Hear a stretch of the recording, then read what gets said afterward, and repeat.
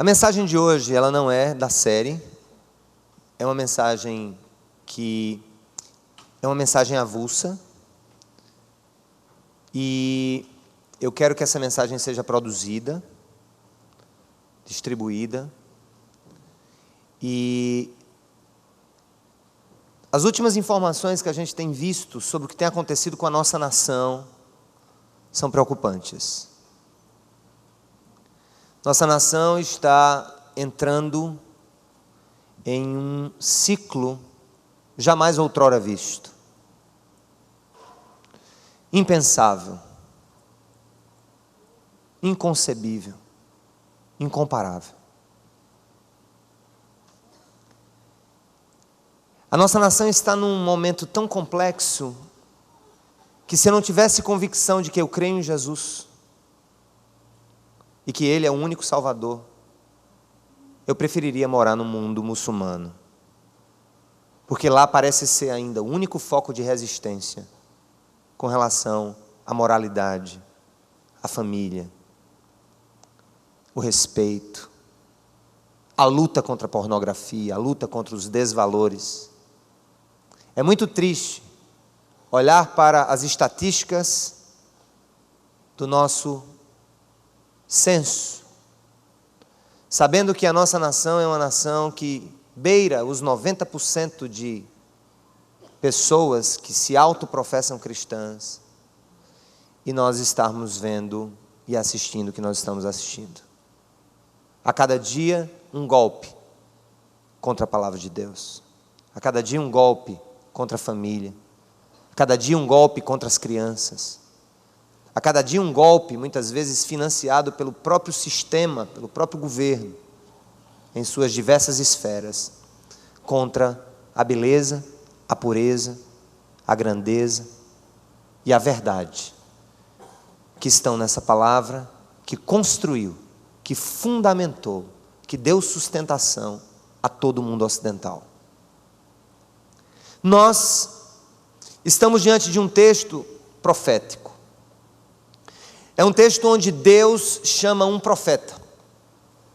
E esse profeta, Joel, ele exerce um papel tremendo na história do povo de Deus, onde Deus, através disso que diz através da boca de Joel, conclama o país, a nação, o povo dele ao arrependimento.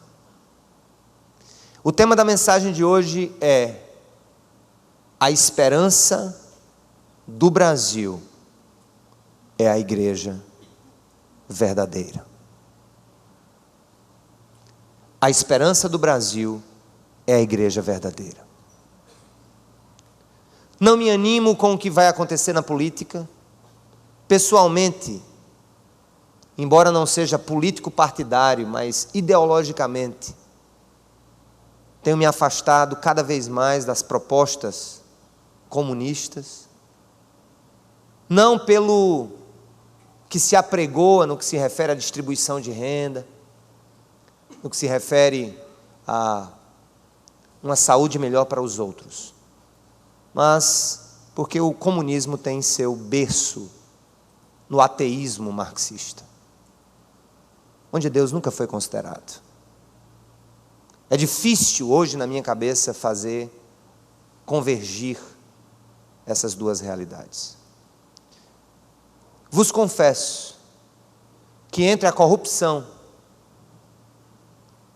e a preservação dos valores da família, entre um político que lute sendo corrupto, isso parece até ser incoerente da minha parte, mas entre a corrupção de um político e um político que queira destruir a família, eu prefiro um corrupto, porque o corrupto vai para a cadeia, e o que destrói a família, destrói com base em pseudociências,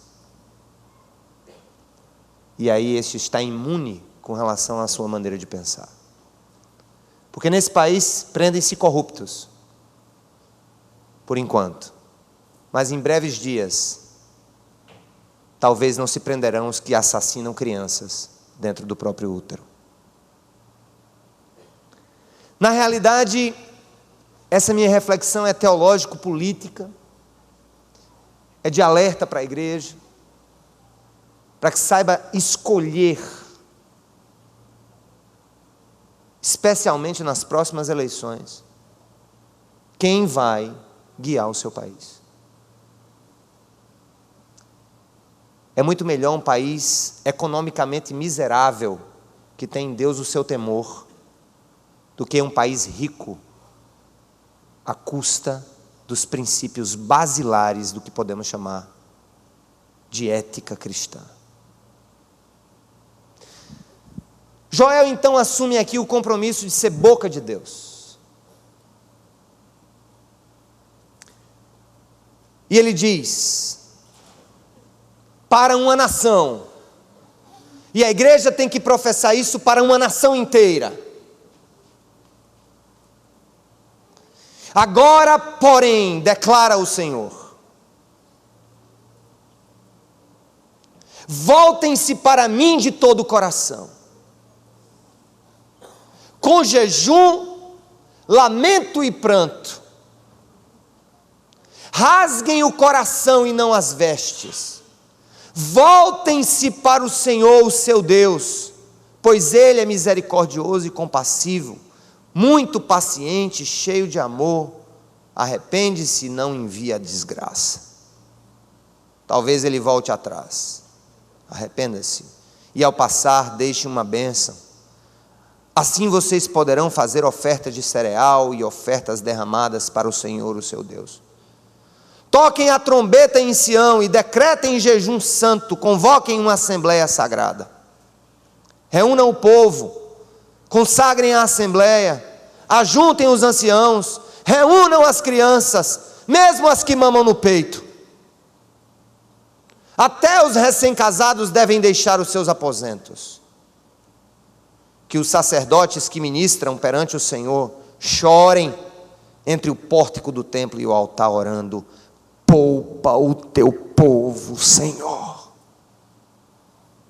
Não faças da tua herança objeto de zombaria e de chacota entre as nações, porque se haveria de dizer entre os povos: onde está o Deus deles? A esperança para o Brasil é a verdadeira igreja. A esperança para o Brasil não são as denominações. A esperança para o Brasil não é Silas Malafaia. A esperança para o Brasil não será Marina Silva, nem Lula, nem Dilma, nem o PSDB. A esperança para o Brasil é a verdadeira igreja de Jesus Cristo. Aqueles que têm o Espírito Santo, aqueles que foram lavados e remidos pelo sangue de Jesus. E para essa igreja, Deus tem alguns clamores nessa noite. E o primeiro deles é quando Ele diz: voltem-se para mim de todo o coração. Esse voltar-se para Deus significa arrependimento, mudança de rumo, mudança de percurso, mudança de ideias, mudança de ideologias muitas vezes. Voltem-se para mim, é o primeiro clamor do Senhor. É o clamor para nós nessa noite, todos os dias da nossa vida, especialmente no tempo que nós entramos na nossa nação. Um tempo sem precedentes, repito. Um tempo ceboso, horrível, desastroso, promíscuo, insidioso, destrutivo, diabólico. Voltem-se para mim. Observem que esse chamado de Deus aqui é para toda uma nação. E uma nação que realmente se dobra a Deus, não apenas da boca para fora, não apenas nas estatísticas do que seria a igreja cristã no Brasil, porque isso mostrou não ser suficiente para nada. Porque se 90% desse país amasse de fato a Jesus de todo o coração, nós não permitiríamos, enquanto cristãos, que essa esbórnia estivesse acontecendo nessa nação. Que essa corrupção estivesse acontecendo nessa nação. Que um Congresso Nacional quisesse calar a boca de um outro poder, do Supremo Tribunal Federal, querendo ter direito de veto às decisões daquele outro poder. Se esse país fosse 90% cristão de coração, nem discussões seriam levadas a um plenário sobre aborto. Nem discussões seriam levadas ao plenário sobre outros modelos familiares que não os naturalmente estabelecidos pelo Senhor. Porque nós somos frouxos, nós somos totalmente acomodados, porque a nossa fé não é uma fé que se volta à transformação dos nossos ambientes. Desses 90% eu diria, sem medo de errar, que pelo menos 85% estão preocupados com o seu próprio umbigo, com as suas próprias bênçãos, com o próximo concurso que vão fazer, com o marido que querem para si, mas não estão absolutamente interessadas com a sua nação. O meu clamor hoje não é para a fundação de um novo partido. O meu clamor hoje não é para a formação de uma coalizão político-partidária. Dos partidos eu não espero nada. Mas o meu clamor hoje é para que um exército se levante dos seus períodos de adormecimento e façam alguma coisa por amar de coração ao Senhor. Deus está dizendo através da boca de um profeta para a sua nação perdida, corrupta, pervertida e prostituída: declara ao Senhor, voltem-se para mim de todo o coração, com jejum, lamento e pranto. É um grito. Isso significa genuíno retorno, mudança de mentalidade, mudança de mente. E ele vai mais longe e diz: rasguem o coração e não as vestes, voltem-se para o Senhor, o seu Deus, pois Ele é misericordioso e compassivo, muito paciente e cheio de amor. O profeta Joel está sendo boca de Deus para dizer assim: não só voltem para Deus, mas transformem a sua mera religiosidade em algo capaz de expor, de expressar e de fazer brilhar a glória de Deus na terra Brasília. A glória de Deus nessa nação. Ele diz: não rasguem as suas vestes. O rasgar as vestes e o colocar pó sobre a cabeça era uma atitude de indignação diante de um erro, ou diante de um mal, ou até mesmo um compadecimento do seu próprio erro, do seu próprio pecado. Mas Deus está dizendo: parem de rasgar as vestes, parem de meras exterioridades, parem de meras expressões exteriores de arrependimento, cessem-se as lágrimas, rasguem o coração, rasguem por dentro, rasguem por indignação, rasguem porque Deus é santo, rasguem porque Ele é misericordioso, diz a palavra, rasguem porque Ele é compassivo, rasguem porque Ele quer usar você, rasguem porque Ele quer nos usar para mudar esse país. A igreja verdadeira é a única esperança para o Brasil. E ela não é grande, ela está longe de ser a maioria, ela é minoria. Mas toda minoria com Deus é maioria. Mas quando a minoria cala-se, aquieta-se, em si mesma-se e pensa no seu próprio umbigo, nas suas próprias ideias, nada vai acontecer. Mas aí eu fico pensando, no primeiro ponto é um chamado corporativo: arrependam-se, voltem-se para o seu Deus. No segundo é um chamado para mudança de religiosidade para a espiritualidade cristã. Rasguem o coração, rasguem, inquietem-se e diga: Senhor, eu não vou permitir, enquanto teu servo, que a minha vida não seja uma expressão da tua glória. E aí Deus começa a falar das várias classes. Ele começa a falar dos vários níveis de pessoas.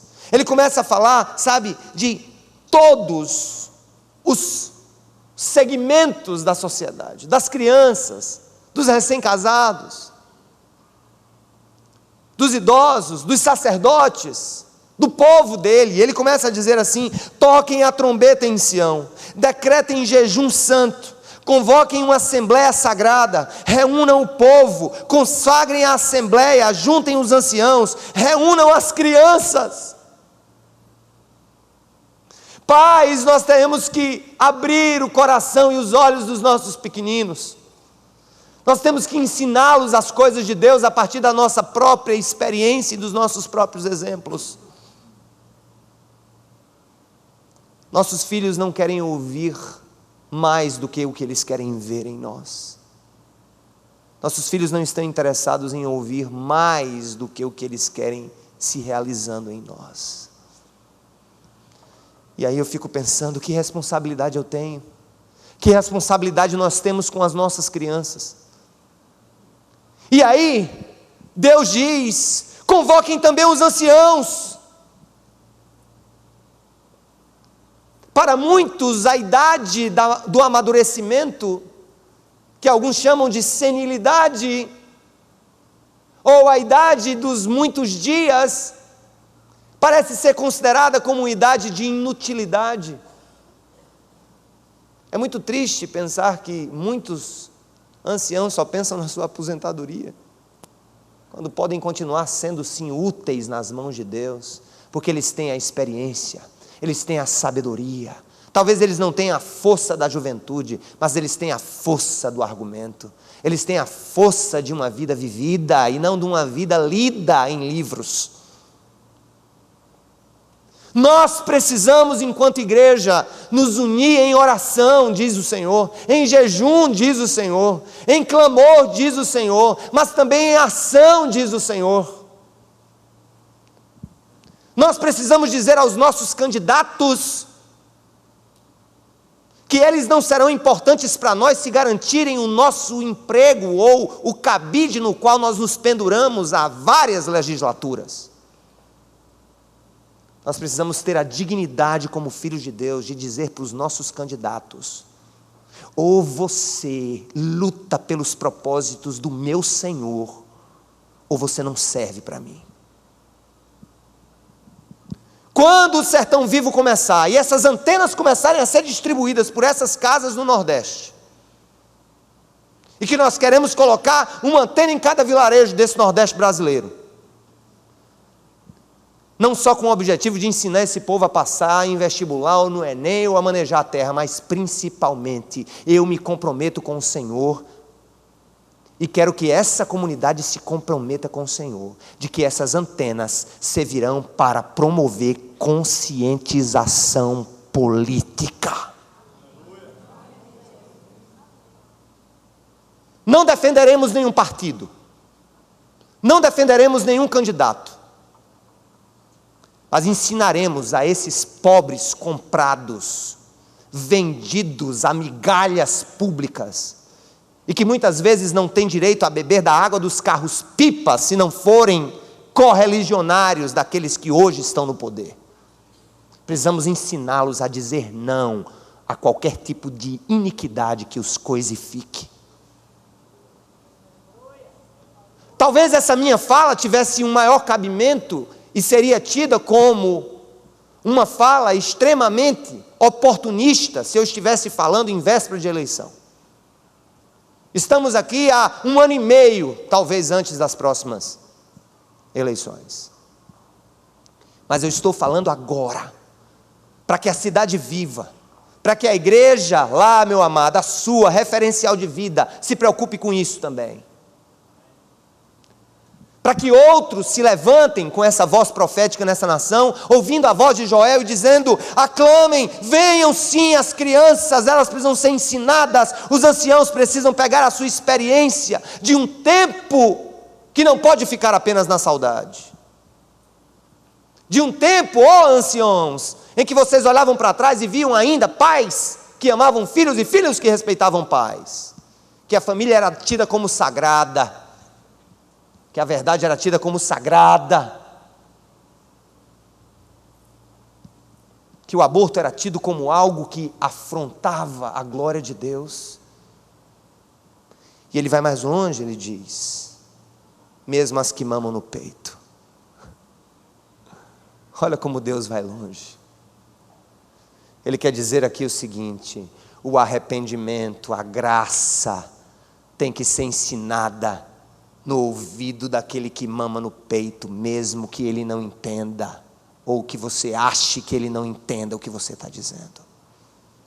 Você que tem filho pequeno, que mama no peito, ore por ele, interceda por ele, diga: Senhor, eu quero que esse menino, eu quero que essa menina seja um porta-voz da tua verdade. E ele diz: até os recém-casados devem deixar os seus aposentos. Eu entendo, e parece que isso aqui é uma coisa que eu já tinha certeza na prática, e agora peguei a base bíblica. Nunca vi um povinho para desaparecer tanto da igreja quanto irmãos recém-casados. Nunca vi. Recém-casado, tem o primeiro filho, revoltado depois de 3, 4 anos. Arruma 1001 desculpa. Agora quando está solteira no caritó, entendeu? Quando está atrás do marido, quando está atrás de uma esposa, é aqui nas orações, é nas vigílias, é em todo... O Senhor me dá uma benção, me dá minha benção. Me dá minha benção. Olhe, 2 grupos que fogem dos compromissos: recém-casado e recém-aprovado em concurso público. E Deus diz: até os recém-casados devem deixar os seus aposentos. Ou seja, aqui para... Você entendeu?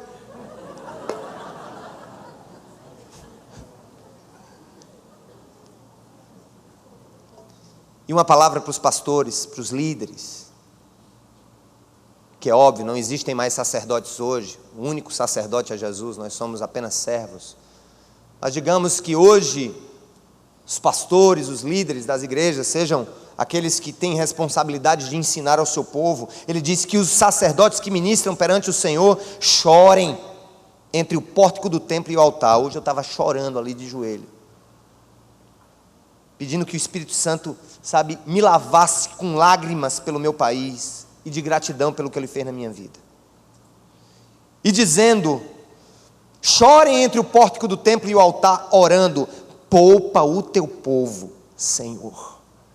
Repita comigo essa frase: poupa o teu povo, Senhor. Mais alto: poupa o teu povo, Senhor. Mais alto: poupa o teu povo, Senhor. Diz: poupa o Brasil, Senhor. Diga: poupa o Brasil, Senhor. Poupa essa nação. Nós temos que chorar por isso. Poupa. E aqui, gente, vem uma fala, uma peça aqui que me deixa assim, sabe, louco. Olha o que a Bíblia diz, Joel 2, verso 17, que os sacerdotes que ministram perante o Senhor chorem entre o pórtico do templo e o altar, orando: poupa o teu povo, Senhor. O que ele diz? Vamos comigo, gente. Não faças, que da igreja? Não faças da tua herança objeto de zombaria e de chacota entre as nações. Porque se haveria de dizer entre os povos: onde está o Deus deles? Vocês estão entendendo aqui o que ele quis dizer? Uma nação que professa ter um Deus, mas essa nação não está perto de Deus, ela serve de escárnio, de zombaria. Vocês sabem que eu até dou razão muitas vezes ao extremismo muçulmano. Entendam, por favor. Entendam, por favor. Vocês sabiam que a efervescência do movimento islâmico tem a ver com ai meu Deus, me dá um nome menos, tem a ver com as safadezas, sacanagens, com as, sabe, da igreja do século 5 e 6, da Baixa Idade Média. Você sabia que uma das razões pelas quais Maomé resolveu escrever um outro negócio foi porque ele olhava para os cristãos daquele tempo e só via briga por poder, escárnio, sabe, safadeza das grandes. Se você chega Sabe por que que os muçulmanos têm ódio dos Estados Unidos? A gente politiza demais essa questão. Você quer saber a razão principal que o muçulmano tem ódio dos Estados Unidos? Não é por causa de petróleo, nem por causa de Jesus, não, meu amigo. É porque eles pensam como é que a maior nação cristã do mundo pode ser a maior fonte de pornografia, de safadeza, de adultério, e que querem dominar o mundo às custas dessa herança cristã.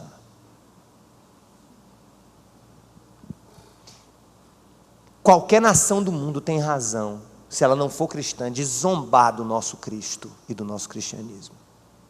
Porque o Ocidente se transformou em um covil de prostitutas. E quando eu falo prostitutas, são as igrejas prostitutas, que se prostituíram com outros deuses, com o dinheiro, com a superficialidade, com o poder, com os movimentos denominacionais, com a ostentação, com a pompa. E o que Joel está dizendo aqui pela boca de Deus é assim: não faça da tua herança objeto de zombaria e de chacota entre as nações, meu Deus. Por que se haveria de dizer entre os povos onde está o Deus deles? E quem quer que pergunte isso, onde está o Deus dos cristãos do Ocidente, terá toda a razão de fazer essa pergunta. Porque somos muitos nos números, mas insignificantes na capacidade de mudar o mundo. Aí você está olhando para mim, você está dizendo: ah, pastor, o que é que isso tem a ver comigo? Isso é coisa do país. Não, tem a ver com você. Igrejas prostitutas são formadas de membros prostitutos. Igrejas fracas são formadas por irmãos fracos.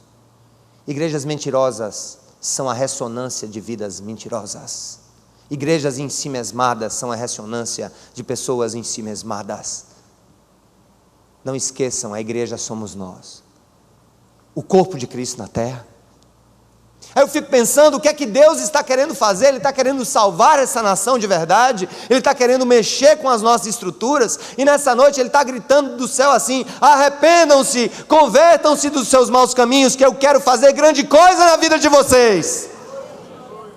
Deixem as suas prostituições, deixem as suas mentiras, deixem as suas segundas palavras, deixem-se o seu modo, deixem o modo velho de viver que vocês têm vivido ainda, porque eu quero ir e fazer coisa grande no meio de vocês, eu quero fazer grandes coisas na família de vocês, e eu quero fazer grandes coisas na nação de vocês, porque feliz é a nação cujo Deus realmente é o Senhor, cujo Deus é o Senhor. Mas o senhorio de Deus sobre a nação começa com o senhorio de Deus sobre a igreja verdadeira que pode mudar o Brasil. Aí eu pergunto para você: quem você quer ser nessa história? Um número nas estatísticas do censo? Ou você quer ser um guerreiro, uma guerreira do Senhor, arrependido, rasgando o coração, com a boca no pó, dizendo: Senhor, me limpa dos meus pecados e me usa para que a minha nação seja purificada por Ti? O que é que você quer ser? Você quer ser o quê? Você quer ser usado por Deus ou você quer ser um número na estatística? Me responda: usado ou número? O que é que você quer? Você quer ser usado ou quer ser um número? Usado ou número? Abra sua boca! Usado ou número?